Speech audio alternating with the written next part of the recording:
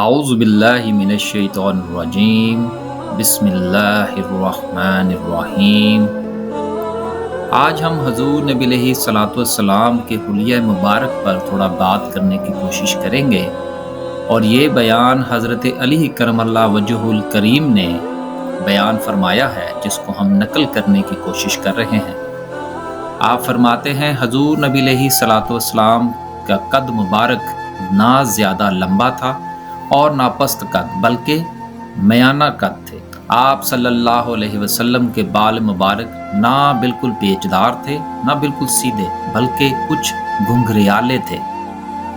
آپ فرماتے ہیں کہ حضور نبی علیہ الصلوۃ والسلام جس میں اتھر میں فربہ پن نہ تھا، چہرہ مبارک بالکل گول نہ تھا، بلکہ اس میں تھوڑی سی گولائی تھی، رنگ سفید سرخی مائل تھا، مبارک آنکھیں نہایت سیاہ تھیں۔ آپ صلی اللہ علیہ وسلم کی پلکیں دراز تھیں، جوڑوں کی ہڈیاں موٹی تھیں، کندھوں کے سرے اور درمیان کی جگہ پرگوشت تھی۔ آپ صلی اللہ علیہ وسلم کے بدن اقدس پر زیادہ بال نہ تھے۔ آپ صلی اللہ علیہ وسلم کی ہتھیلیاں اور پاؤں مبارک پرگوشت تھے۔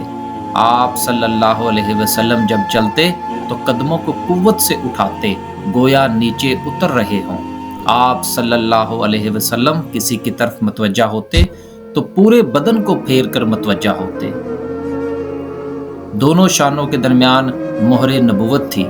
آپ صلی اللہ علیہ وسلم خاتم الانبیاء ہیں، سب سے زیادہ سخی دل والے ہیں، اور سب سے زیادہ سچی زبان والے ہیں، سب سے زیادہ نرم طبیعت والے ہیں، اور خاندان کے لحاظ سے سب سے زیادہ افضل ہیں۔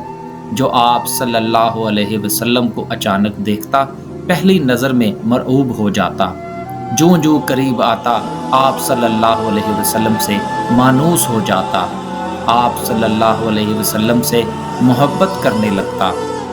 الغرض آپ صلی اللہ علیہ وسلم کا حلیہ بیان کرنے والا یہی کہہ سکتا کہ حضور صلی اللہ علیہ وسلم جیسا نہ پہلے کبھی دیکھا اور نہ دنیا میں پھر کبھی دیکھا جائے گا۔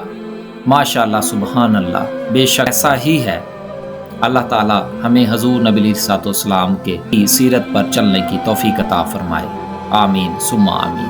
ایسی مزید ویڈیو دیکھنے اور سننے کے لیے ہمارے چینل کو لائک اور سبسکرائب کریں۔ اللہ حافظ۔